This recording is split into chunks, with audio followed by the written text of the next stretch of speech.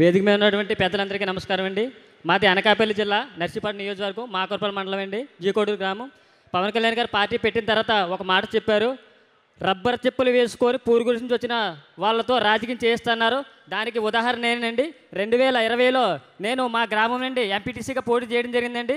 మా తల్లిదండ్రులు కానీ మా తాతలు ఎవరో రాజకీయాలు లేరు, కానీ పవన్ కళ్యాణ్ గారిని స్ఫూర్తిగా తీసుకొని నేను 2020లో కేవలం నా వెనకాల నాయకులు లేకపోయినా సరే ఒక 15 మంది జన సైనికులతో పాటు ప్రచారం చేసి వాళ్ళ చందాలతో ప్రచారం చేసి నేను ఎలక్షన్లో పార్టిసిపేట్ చేయడం జరిగింది. ఆ ఎలక్షన్లో కేవలం నేను 13 ఓట్లతో మాత్రం ఓడిపోయానండి.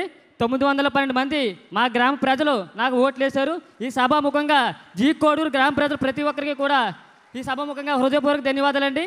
అలాగే ఇక్కడికి వచ్చిన జన సైనికులకు ఒక మాట చెప్పదలుచుకున్నాను. నేను 7 సంవత్సరాల క్రితం మీలాగే ఎక్కడో చివరి కూర్చునేవాడిని, కానీ ఈరోజు ఈ వేదిక మీద మాట్లాడుతున్నట్టు దానికి కారణం పవన్ కళ్యాణ్ గారి జనసేన పార్టీ.